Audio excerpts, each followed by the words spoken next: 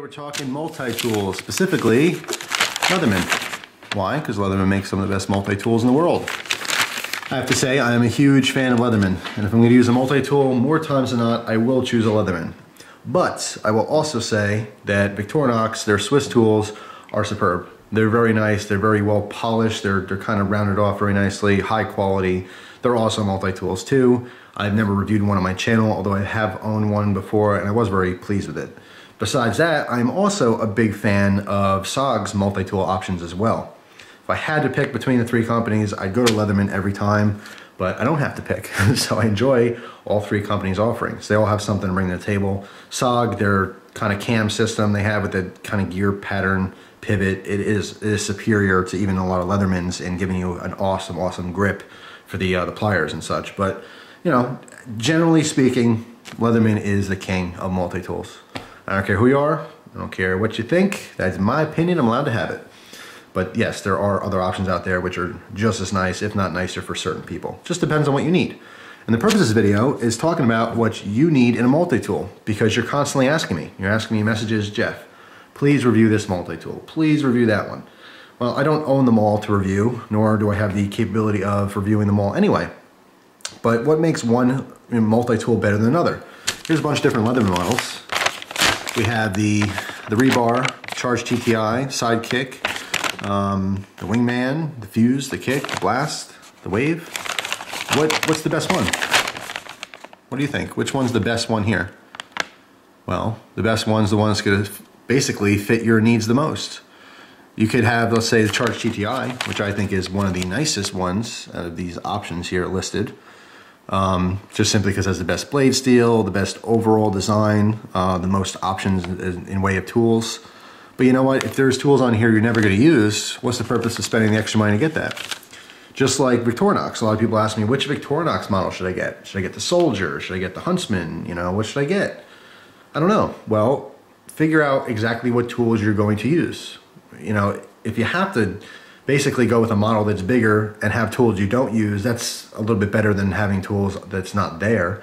In other words, it's better to be over-prepared than under-prepared. But if there's certain tools in a Victorinox Swiss Army knife that you're never going to use, or in a multi-tool you're never going to use, why pay the extra money for that specific model to have those tools if you're never going to use them?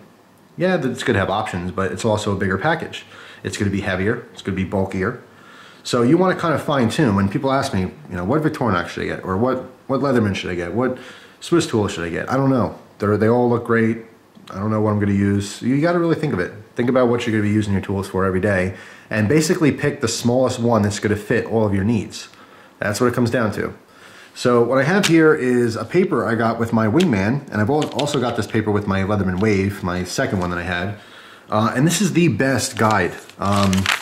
It doesn't show all their models, but basically gives you a breakdown of a few of their models, and it shows you with a number key system here, basically all the options. It shows you all the tools and the functions that it has, and it has a large key that explains what each thing, the different options is, like a file and a wood saw and can opener and so forth.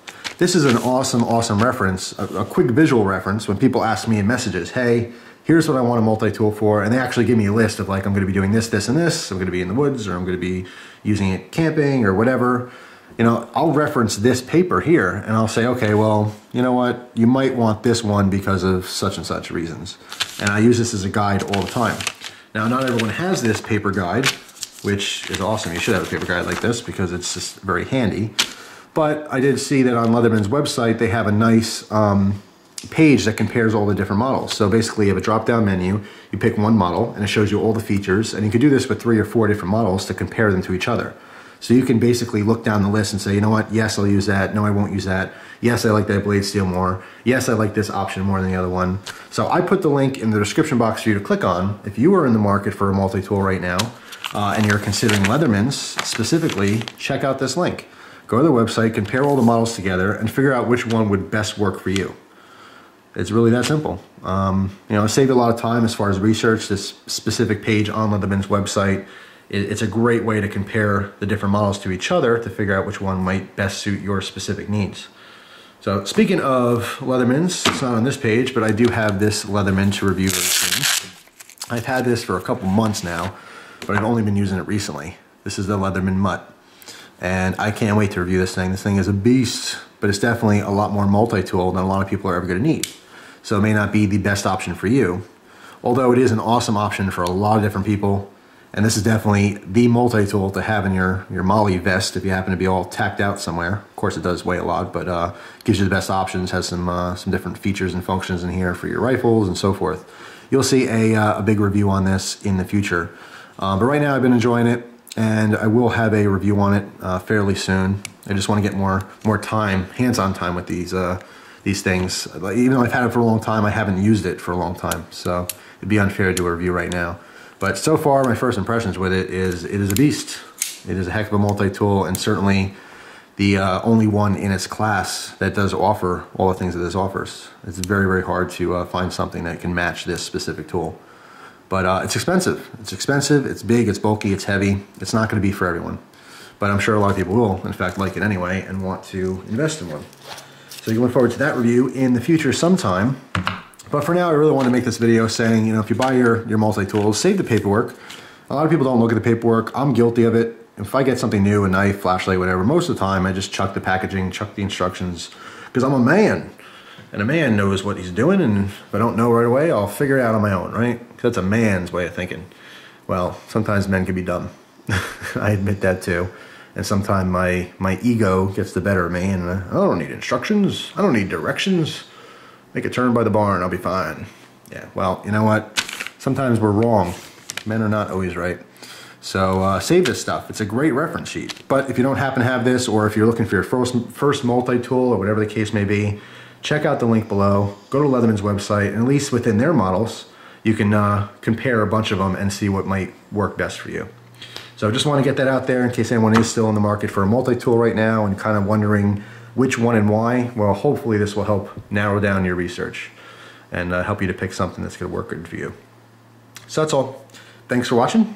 Feel free to comment in the comment section what your favorite multi-tool is. Maybe the multi-tool you use the most. Some people like big ones, some people like small ones, some people can get away with using a super cheap one and they love it, and other people, their cheap ones break all the time. It just depends on what you're using it for. Some people use their multi-tool daily for their profession. Other people have them because they like them and they collect them and they barely use them. It all depends, So it's good to have some feedback from some other people and maybe why or why not they like certain models over other ones. So that's all. Thanks for watching, guys. Hope you enjoy the rest of your day, and I will see you soon. Take care.